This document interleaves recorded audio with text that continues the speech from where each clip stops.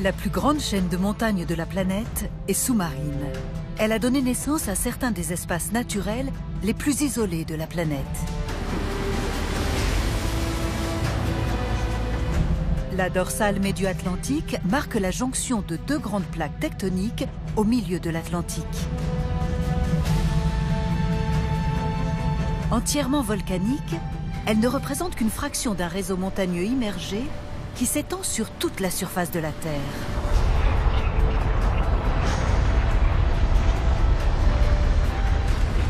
Les éruptions qui s'y produisent sont parfois si puissantes qu'elles atteignent la surface de l'océan et conduisent à la formation de minuscules îles perdues dans l'immensité. Ces îlots offrent des spectacles naturels parmi les plus extraordinaires du globe.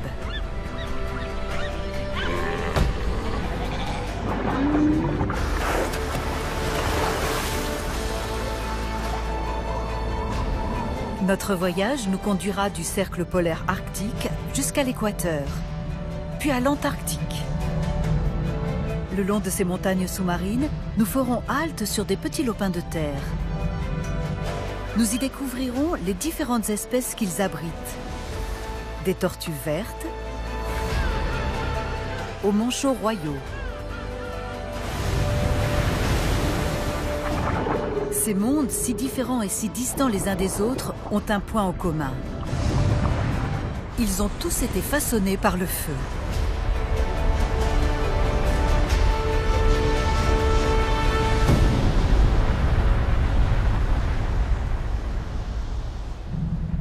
La dorsale médio-atlantique s'étend sur 15 000 km². Elle est en majeure partie cachée sous plusieurs milliers de mètres d'eau et seuls ses pics les plus élevés émergent pour former des îles volcaniques. Mais il existe un endroit où la montagne apparaît tout entière à la surface de l'océan et nous révèle les phénomènes géologiques à l'œuvre dans notre planète. L'Islande. Cette île permet d'observer à l'air libre la structure géologique de la dorsale. Âgée de seulement 17 millions d'années, l'Islande est de formation récente. Elle est située sur un point chaud, une zone de l'écorce terrestre où le magma en fusion remonte des profondeurs et provoque le soulèvement de la dorsale.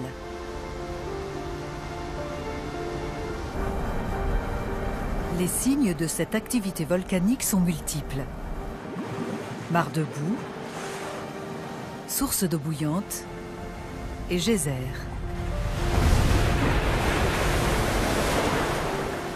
En Islande, on constate que la dorsale médio-atlantique n'est pas un relief montagneux comme les autres.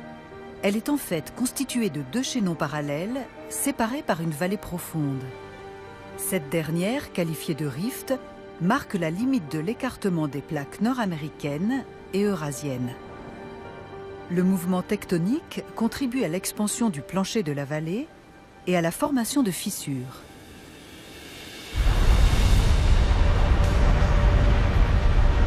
C'est par ces fissures que la roche en fusion peut atteindre la surface, parfois sous la forme d'éruptions spectaculaires.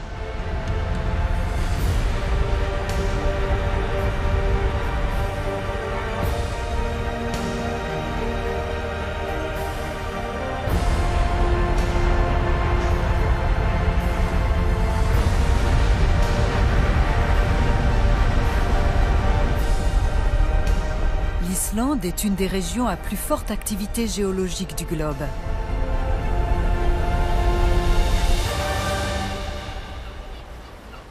Mais la vie peut y être foisonnante.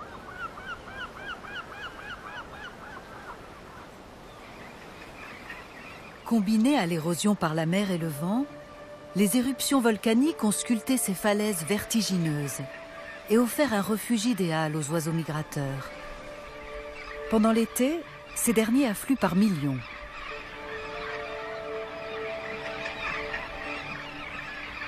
Et c'est toute l'île qui se réveille après les longs mois d'hiver. L'air ambiant commence à se réchauffer. Les renards de l'Arctique perdent leur épaisse fourrure blanche et les plus jeunes se lancent dans l'exploration de leur nouvel environnement. En Islande, les renards de l'Arctique n'ont pas de prédateurs naturels, mais la femelle n'en est pas moins inquiète. Un mâle solitaire qui s'aventurerait sur son territoire pourrait tuer ses petits. Fausse alerte, ce n'est qu'un jeune renard curieux qui a délaissé sa famille et qui exerce ses talents de chasseur sur les mouches. La dorsale médio-atlantique est essentiellement sous-marine. Les parties émergées sont rares et très éloignées les unes des autres. Elles sont parfois distantes de plusieurs milliers de kilomètres, mais même les plus minuscules exercent une formidable attraction sur les animaux.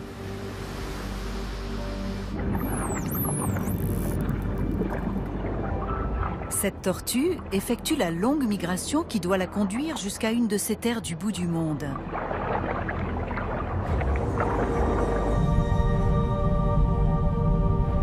L'île de l'Ascension. L'île de l'Ascension se situe presque au niveau de l'équateur, à mi-chemin entre l'Amérique du Sud et l'Afrique, au beau milieu du vaste océan.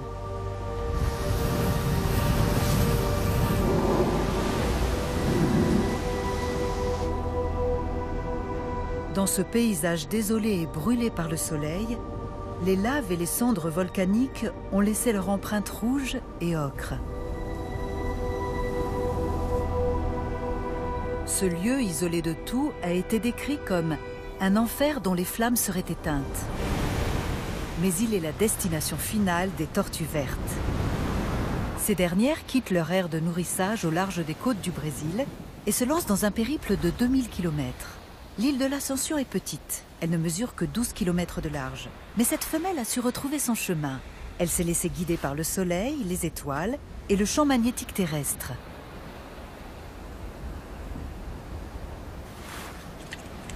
Elle se hisse sur la plage pour pondre dans le sable.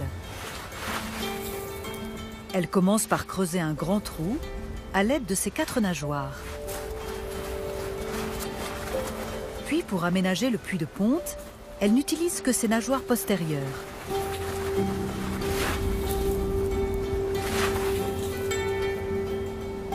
Parce qu'il joue un rôle crucial dans le succès de l'éclosion, elle vérifie le taux d'humidité du sable tout au long de cette opération.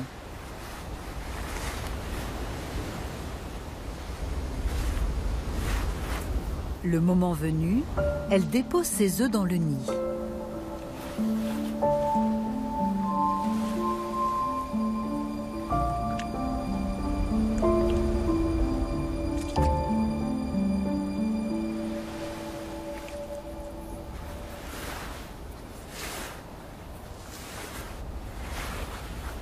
Elle les enterre avec soin, puis retourne péniblement se réfugier dans la mer.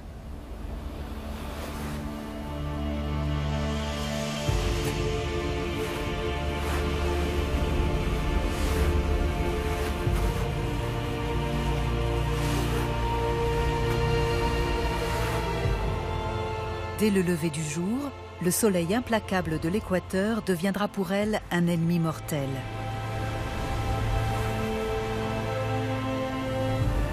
La tortue est épuisée, mais si elle n'atteint pas la mer à temps, elle est condamnée.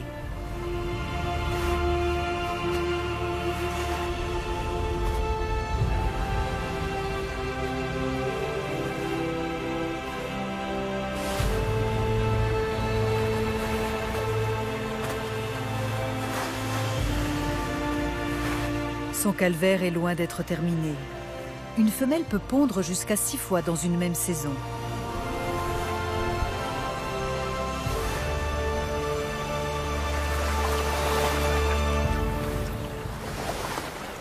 Les tortues vertes étaient autrefois plus nombreuses à nidifier sur ces plages.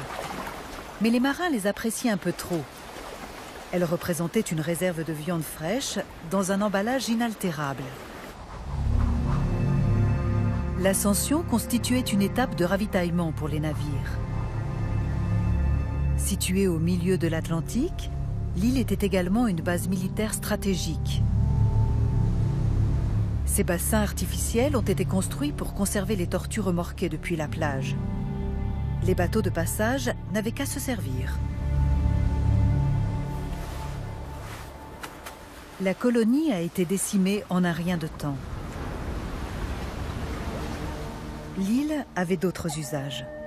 Les marins atteints de maladies infectieuses comme la fièvre jaune étaient mis en quarantaine dans un lieu appelé Comfortless Cove, la crique inhospitalière. Ils mouraient seuls et étaient enterrés dans ce cimetière du bout du monde. Au XIXe siècle, les Britanniques ont fini par établir une garnison. La vie était dure, car il n'y avait ni source ni ruisseau sur ces étendues arides. Pourtant, l'eau ne manquait pas ici. Les vents qui ont parcouru la moitié de l'océan arrivent sur l'île chargée d'humidité. Il fallait simplement trouver le moyen de profiter de cette manne. Les colons ont mis au point un système ingénieux. Ils ont fait venir du monde entier des arbres et des arbustes qu'ils ont plantés sur le plus haut sommet. Quelques années plus tard, des gouttes d'eau tombaient en abondance des feuilles et des branches couvertes de mousse. La forêt tropicale humide qui pousse désormais ici est luxuriante. Par le passé, elle fournissait en eau la garnison assoiffée. Aujourd'hui, elle nous permet d'enrichir nos connaissances en matière d'écologie.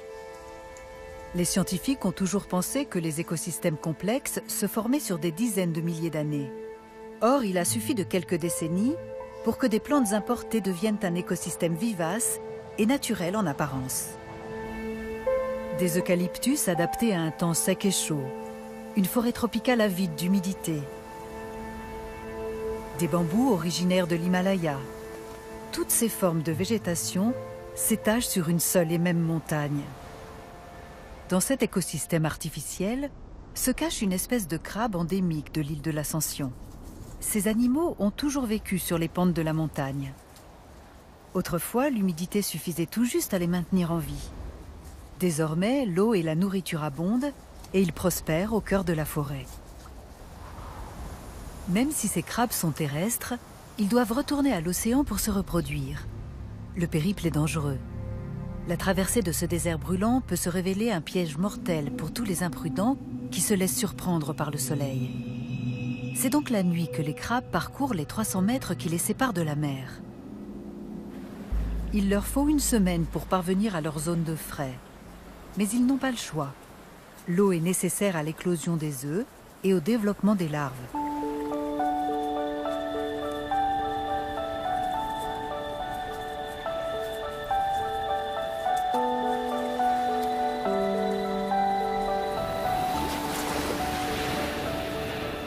Les femelles attendent que les vagues viennent se briser sur leur abdomen, puis elles se secouent pour libérer leurs œufs. Si jamais elles perdent l'équilibre et sont emportées par le ressac, elles mourront noyées.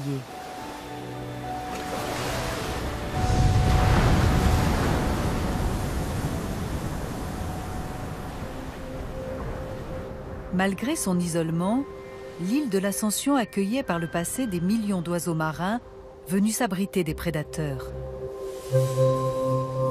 Cette époque est révolue et des colonies entières sont aujourd'hui dépeuplées. Seul subsiste le guano, les déjections blanches de leurs anciens habitants. Une seule espèce a survécu. Les sternes fuligineuses forment une colonie tellement immense que même leurs prédateurs ne causent que des dégâts minimes. Et quand elles désertent l'île, à la fin de la saison de reproduction, ces derniers sont condamnés à mourir de faim. Les prédateurs ne parviennent donc jamais à constituer une population assez nombreuse pour représenter un danger réel. Les sternes fuligineuses ont ainsi pu survivre alors que tous les autres oiseaux de mer ont disparu. Mais il existe un endroit qui permet d'imaginer le spectacle que devait offrir autrefois l'île de l'Ascension. Près du littoral se dresse Bosenbird Island, un rocher couvert de guano frais, étincelant de blancheur.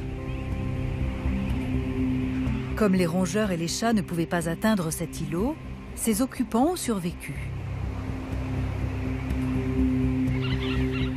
Dans le ciel, le balai est incessant. En équilibre sur de minuscules saillies de roches, les sternes néréis couvent leurs œufs sur les falaises escarpées. Les oisillons chétifs ont un début de vie périlleux. Grâce à leurs griffes acérées, ils s'agrippent fermement à la pierre.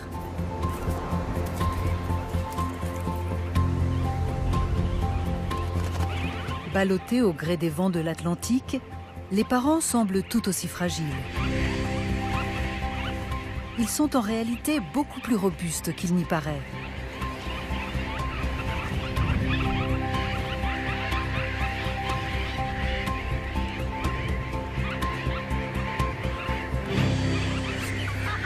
Sur l'île, chaque espèce s'est attribué un territoire.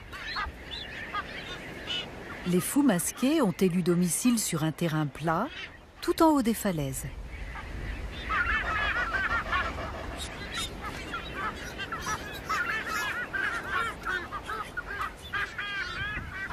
Les pentes rocailleuses qui entourent l'île sont le domaine des frégates aigles de mer. Pendant la saison des amours, les mâles gonflent la poche rouge vif qui orne leur gorge pour attirer les femelles. Différentes sortes de frégates sont communes à toutes les régions tropicales du globe, mais celles-ci sont uniques. On ne les trouve que sur ce minuscule bout de terre émergé.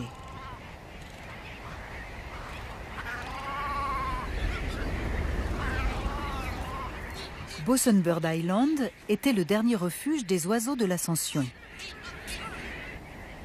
Mais en 2002, une campagne intensive a été lancée sur l'île principale afin d'éliminer les prédateurs les plus dangereux, les chats. 4 ans plus tard, c'était chose faite. Tous les félins avaient disparu. Et peu à peu, les oiseaux marins sont revenus.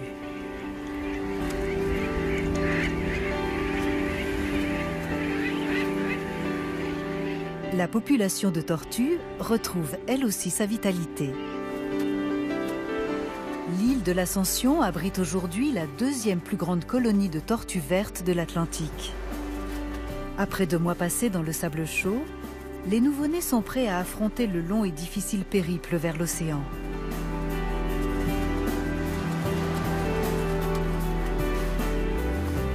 Leurs coquilles attirent les grappes-spins, partis à la recherche de tout ce que la plage peut offrir de comestibles.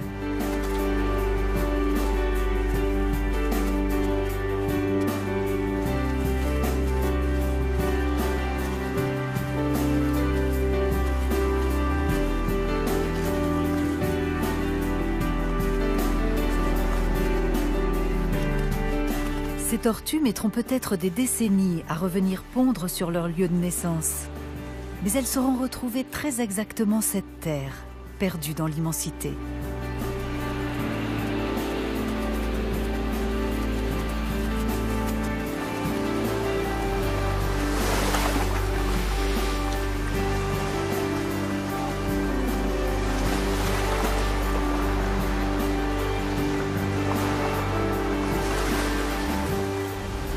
Il est difficile d'imaginer un lieu plus isolé que l'île de l'Ascension. Mais il existe.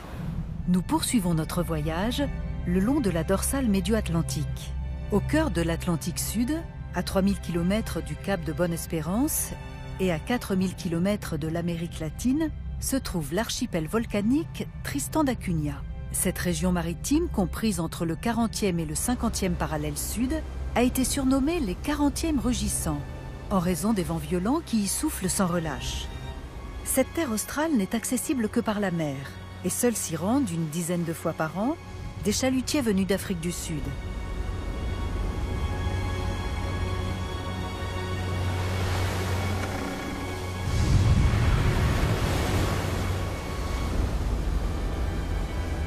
Des gens vivent ici.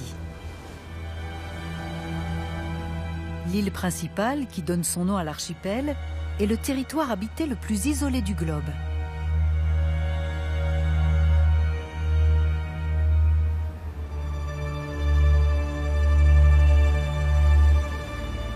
Elle est dominée par le Queen Mary's Peak, un volcan qui culmine à 2060 mètres d'altitude. Tristan da Cunha est une île jeune, dont la formation s'est achevée il y a seulement 200 000 ans. La dernière éruption du volcan remonte à 1961 et elle a bien failli rayer le village de la carte. L'île a été évacuée, mais dès qu'ils ont pu, les habitants ont repris le chemin de leur ferme.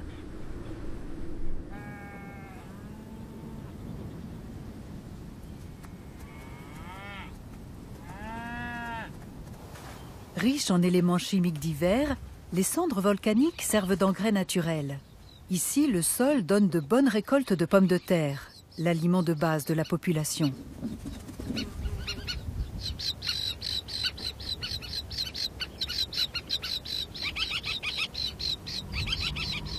Tristan d'Acunha a été moins détérioré par l'homme que l'île de l'Ascension, mais la survie des animaux sauvages n'en est pas moins menacée. Ces manchots, en particulier, sont en danger. Plus de la moitié des gorfous de Moseley de la planète nichent sur cet archipel. Autrefois, on les tuait pour leur chair et leur jolie parure de plumes. La chasse est désormais interdite, mais leur nombre continue de chuter. Ce phénomène pourrait s'expliquer par la pollution et la surpêche dans leurs aires de nourrissage.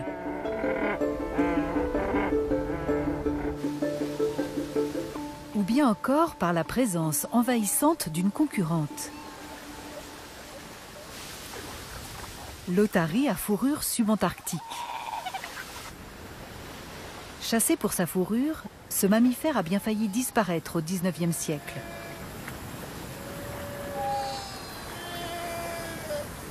Désormais protégées, les colonies prospèrent et empiètent sur les zones de reproduction des gorfous de Moseley. Dès l'âge d'une semaine, les bébés otaries sont livrés à leur sort pendant plusieurs jours d'affilée, le temps que les femelles se nourrissent en mer.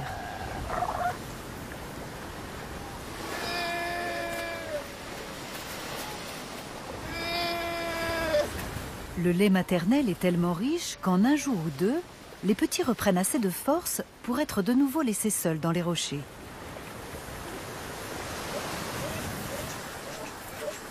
Les colonies d'otaries à fourrure subantarctique sont toujours très bruyantes, ce qui n'empêche pas certaines de se prélasser.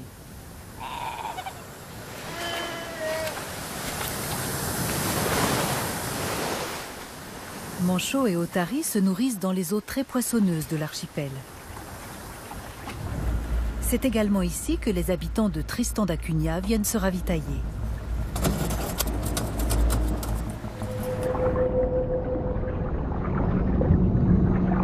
Transportés par les forts courants océaniques, les nutriments remontent des profondeurs et contribuent à la croissance des plantes marines.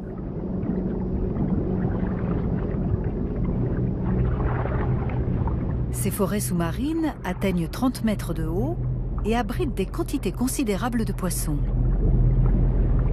Les poissons se faufilent par bancs entiers entre les algues brunes.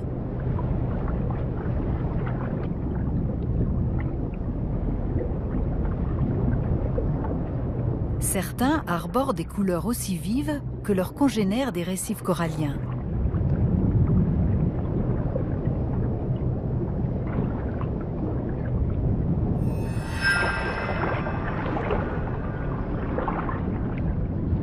Les forêts d'algues brunes offrent un formidable terrain de chasse aux otaries à fourrure. Dans l'eau, celles-ci semblent aussi légères que des oiseaux.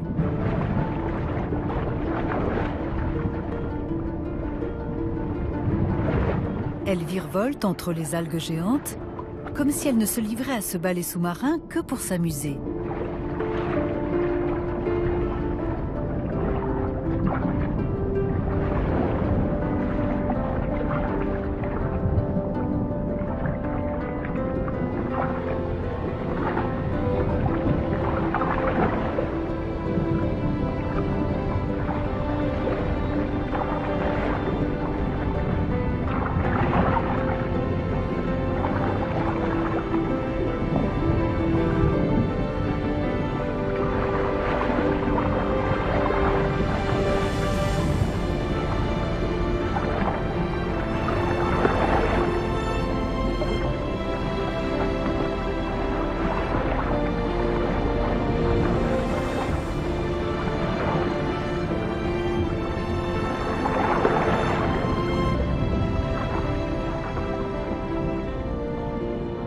Toute la vie marine est malmenée par la forte houle et les gigantesques vagues qui viennent s'écraser sur le rivage. Mais parce qu'elles brassent les nutriments, les déferlantes contribuent à enrichir les eaux de l'archipel. L'océan est un véritable réservoir de nourriture, mais les otaries à fourrure et les oiseaux ne peuvent se reproduire que sur la terre ferme. Au cœur de l'immensité, ces confettis de terre sont autant de paradis pour différentes espèces d'oiseaux. Voici des pétrels géants et des albatros à nez jaune. Si cet albatros vit partout dans l'Atlantique Sud, il nidifie dans un seul endroit au monde, l'archipel Tristan da Cunha. Le plateau qui domine le village de toute sa hauteur évoque un monde perdu. Il est couvert d'un exceptionnel manteau de fougères arborescentes naines, et c'est ici que les albatros viennent se reproduire.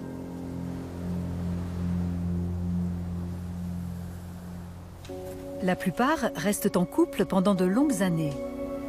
Et pour renforcer les liens qui les unissent, ils se caressent de leur bec et déploient leur queue en éventail. Les albatros sont nombreux à retourner année après année sur le même site de nidification. Ils n'ont qu'un seul petit par saison, mais il est imposant.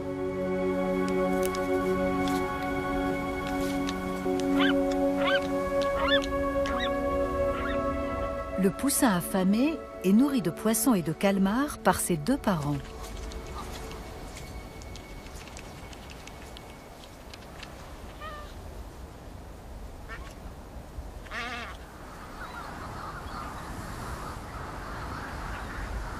À la tombée du jour, une multitude de puffins majeurs se rassemble près des côtes.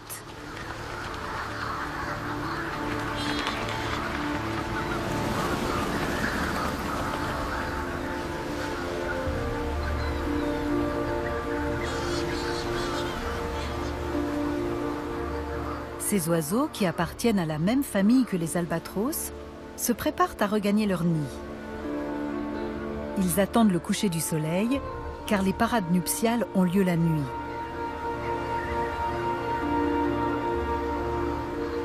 Presque tous les couples de puffins majeurs de la planète viennent se reproduire ici. Ils affluent par millions. Alors que la lumière du jour faiblit, le ciel se remplit d'oiseaux.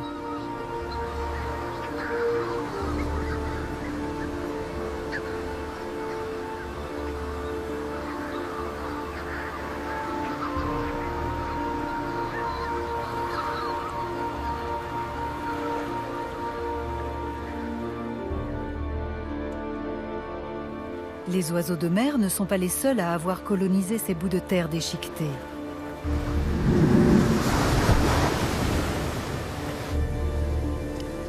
De minuscules passereaux, originaires de la lointaine Amérique du Sud, ont atteint l'archipel, où ils ont évolué jusqu'à se différencier.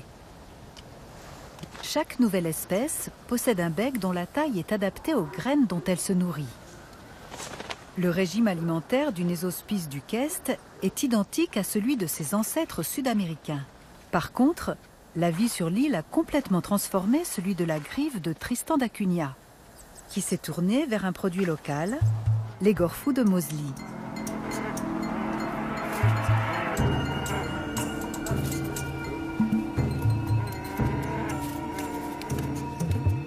Ce passereau picore les plaies ouvertes des manchots pour se nourrir de leur chair et de leur sang.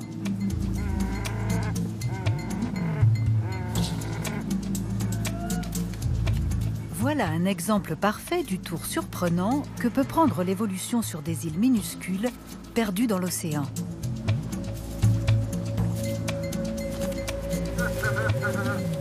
Ici, elle a fait d'un oiseau chanteur mangeur de graines un carnivore.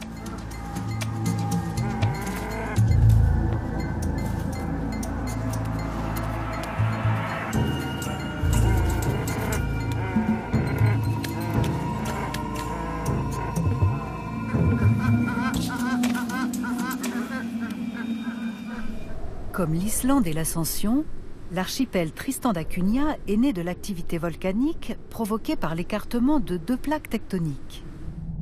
Mais les îles de l'Atlantique ne se sont pas toutes formées de cette façon.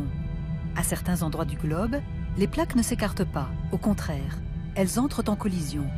Ce phénomène donne naissance à de gigantesques chaînes de montagnes, comme les Andes, qui longent toute la côte occidentale de l'Amérique du Sud. À son extrémité, la cordillère devient la péninsule antarctique, cette langue de terre qui prolonge vers le nord le 6e continent.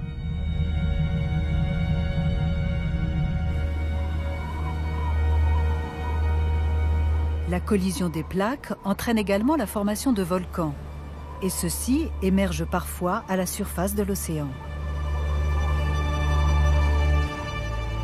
Au large de la péninsule antarctique s'élève l'île de la Déception, un lieu aussi glacial qu'inhospitalier.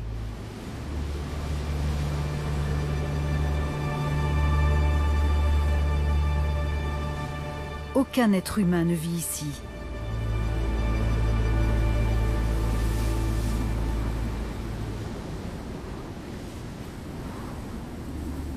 Le volcan est toujours actif et ses cendres rouges tranchent sur le paysage environnant.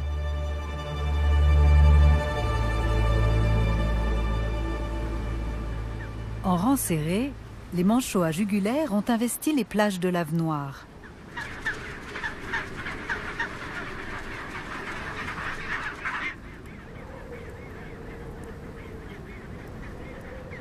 La neige fond au contact du volcan. Et le long du rivage, là où l'air froid de l'Antarctique rencontre l'air plus chaud de l'île, la brume s'élève en volute.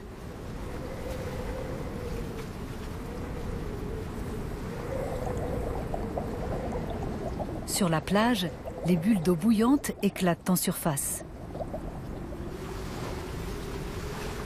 Si de nos jours la Déception est inhabitée, au début du XXe siècle, la multitude de baleines franches présentes dans ces eaux glacées attirait les pêcheurs.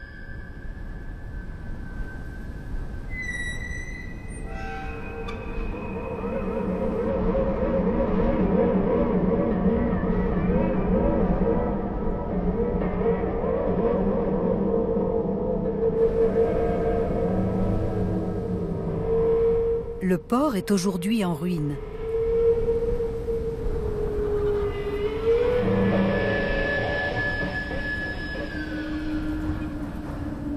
Les eaux blanchies des baleines jonchent toujours le sol.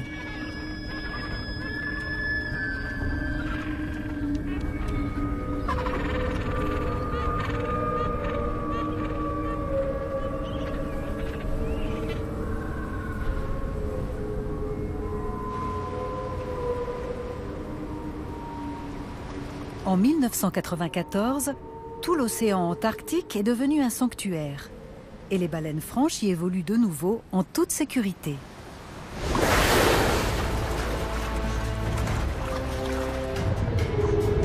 Chaque année, les baleines à bosse quittent les eaux tropicales où elles ont mis bas pour venir se nourrir de krill dans l'océan austral. C'est un voyage de plus de 5000 km. Une des plus longues migrations de mammifères de la planète.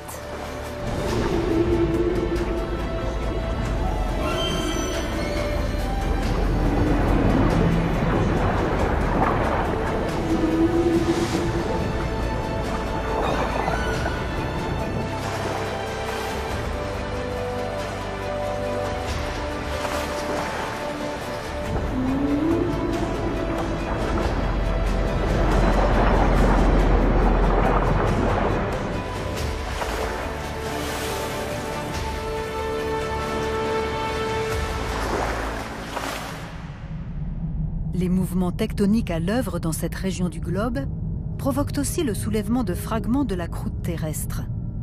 Les îles ainsi formées présentent des contours déchiquetés et sont très différentes des volcans émergés. Dans le prolongement de la péninsule antarctique se dresse l'île de l'Éléphant. Cette masse rocheuse, en partie couverte de glace, mesure près de 20 km de long.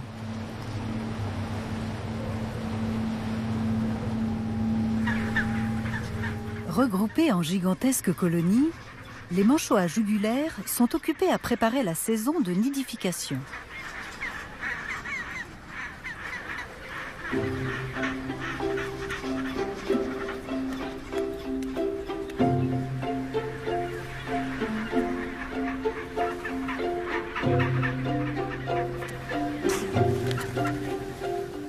conquérir l'heureux élu, le mâle lui offre des petits galets. Trouver le cadeau parfait est essentiel.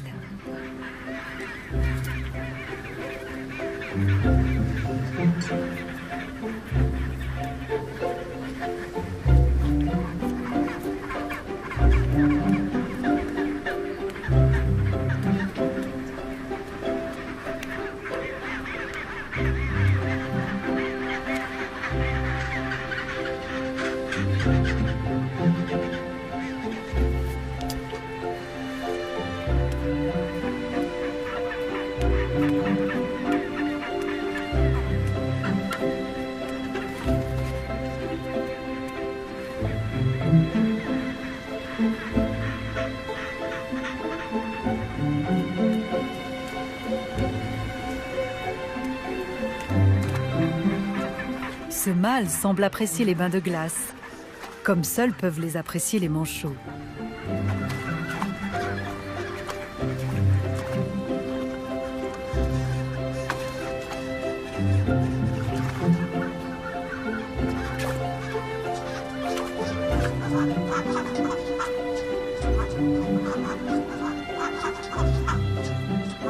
Nous avons visité des îles atlantiques nées de l'activité volcanique de la dorsale médio-atlantique. Mais toute l'histoire de notre planète n'est qu'une succession de bouleversements géologiques et toute l'énergie nécessaire au mouvement tectonique provient de la chaleur interne du globe terrestre. À un peu plus de 1000 km au nord de l'île de l'Éléphant se trouvent les Malouines. Cet archipel bien plus ancien faisait partie du supercontinent du Gondwana qui s'est fractionné sous l'effet d'une activité volcanique intense. Le magma, qui a alors été poussé vers la surface, est toujours présent dans la structure géologique des îles. Les Malouines sont baignées par les eaux riches de l'Antarctique. Près des côtes, d'immenses groupes de dauphins de Commerson jouent dans les vagues. Sur la terre ferme, les oiseaux marins se rassemblent par milliers. 5 différentes espèces de manchots et des albatros à sourcils noirs viennent se reproduire ici.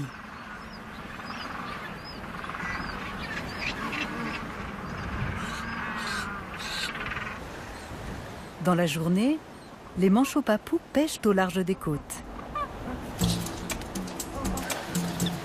Mais le soir venu, tout le monde rentre à la maison. C'est l'heure de pointe aux Malouines.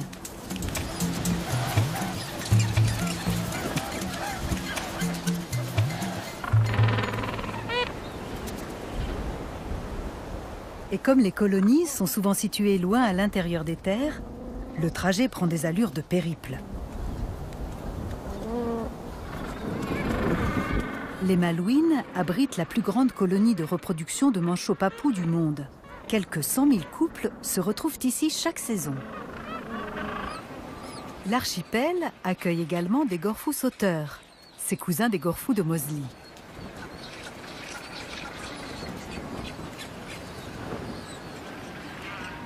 Il arrive que les manchots forment des colonies mixtes avec les albatros.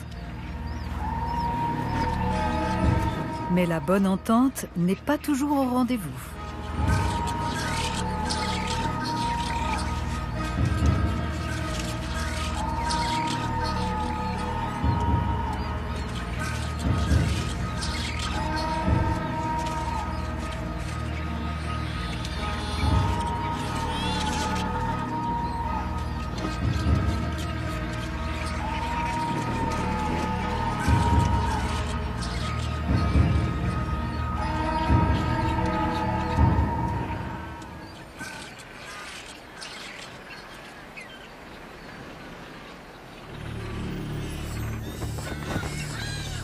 Tout autour des colonies rôdent des caracas funèbres, les rapaces les plus australes du globe.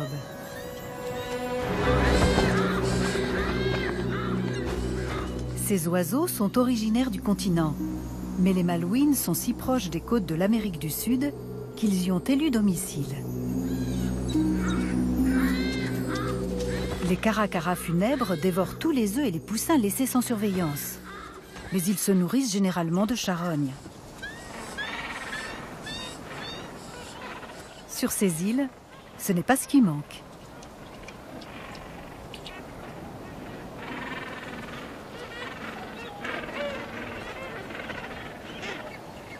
« 70% de tous les albatros à sourcils noirs de la planète viennent nicher sur l'archipel.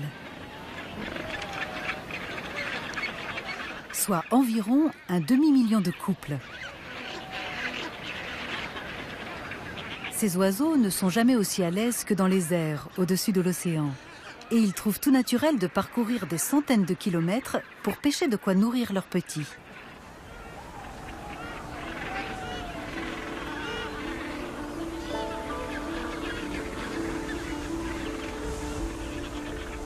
Les couples se forment pour la vie et chaque année, ils retournent sur la même aire de nidification.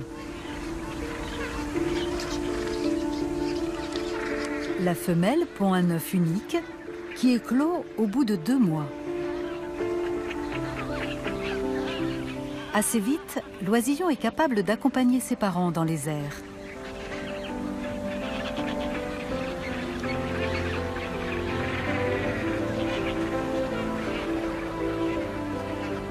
Le vol des albatros à sourcils noirs est d'une rare élégance. On ne peut pas en dire autant du décollage.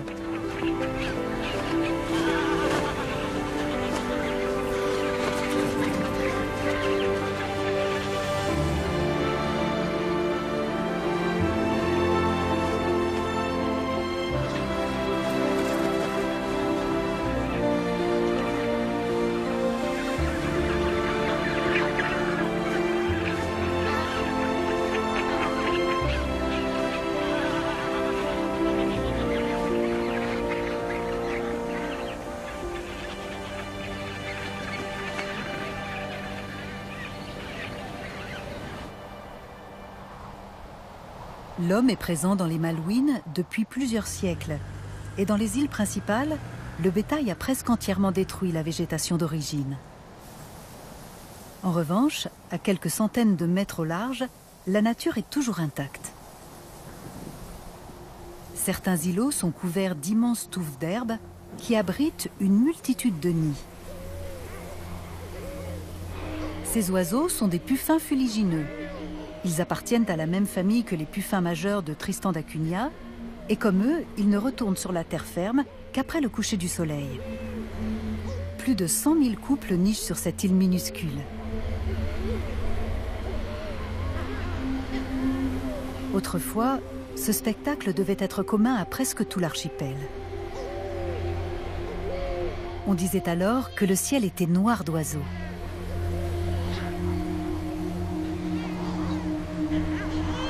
Les Malouines se situent à proximité d'un autre segment du système volcanique sous-marin qui couvre tout le globe. Juste au sud, la dorsale océanique forme l'arc des Antilles australes en bordure d'une mini-plaque tectonique. Celle-ci entre en collision avec ses voisines et toute cette activité conduit à la formation d'un autre archipel. La Géorgie du Sud est une des îles les plus spectaculaires. Ces glaciers s'étendent jusqu'à la mer et des nuées de sternes couronnées viennent se nourrir dans ces eaux.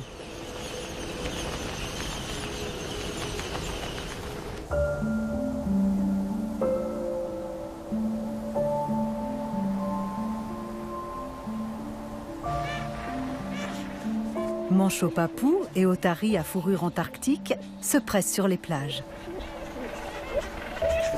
Les manchots papous sont présents sur tous les territoires du globe situés à cette latitude. Mais la Géorgie du Sud abrite une de leurs plus grandes colonies. Ils sont obligés de cohabiter avec les pétrels géants, les vautours de l'océan austral.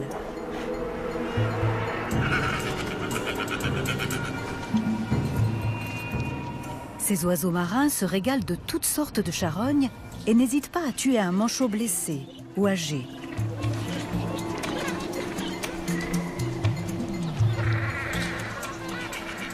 Les otaries à fourrure antarctique se reproduisent aussi sur l'archipel. Elles sont différentes de leurs cousines de Tristan d'Acunha, qui fréquentent des eaux plus chaudes, Mais comme elles ont été décimées par la chasse.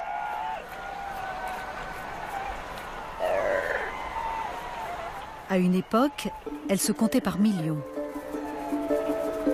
Déjà au XVIIIe siècle, les hommes venaient jusqu'ici uniquement pour leur fourrure. Au début du XXe, elles avaient presque entièrement disparu. Elles sont aujourd'hui protégées et leur nombre augmente. Elles jouent et se prélassent parmi les vestiges de l'ancienne station de chasse. Il y a très longtemps que cette dernière a été abandonnée.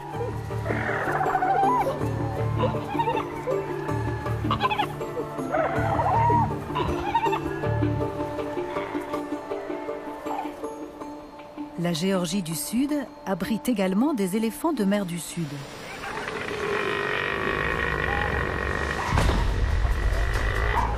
Les mâles, qui pèsent jusqu'à 4 tonnes et mesurent plus de 6 mètres de long, sont de véritables colosses. Les femelles sont 3 à 4 fois plus petites. Ces phoques ont entrepris une longue migration pour venir se reproduire sur cette île. Et les mâles défendent leur harem. Seuls les plus gros pourront procréer. Et ils se servent de leur énorme masse pour repousser les rivaux.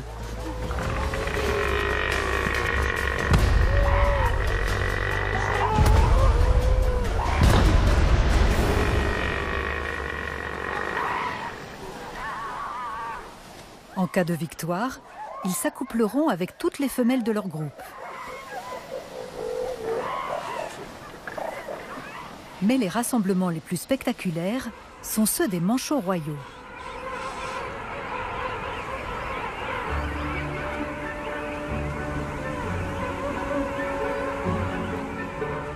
Leur colonie en Géorgie du Sud compte parmi les plus importantes de la planète. Au total, près d'1 million de manchots royaux viennent nidifier ici. Et contrairement à celle de plusieurs oiseaux de l'île, leur population commence à augmenter.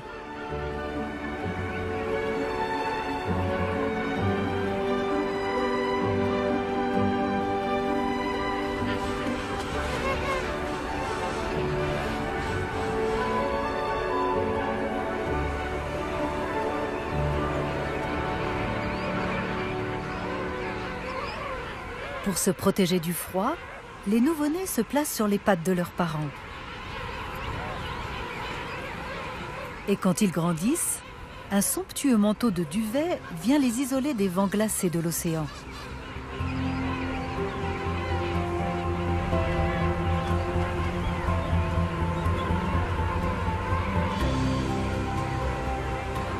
Sur cette île minuscule, loin de tout, la densité de la faune est une des plus élevées de la planète.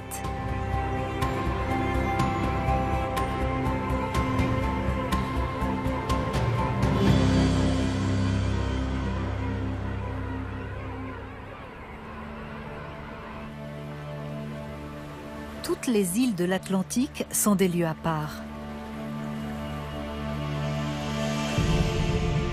Qu'elles soient nées de l'écartement ou de la collision de plaques tectoniques, elles ont été poussées vers la surface de l'océan par les mouvements incessants de la croûte terrestre. Ces terres façonnées par le feu offrent aujourd'hui des spectacles naturels qui comptent parmi les plus extraordinaires de la planète.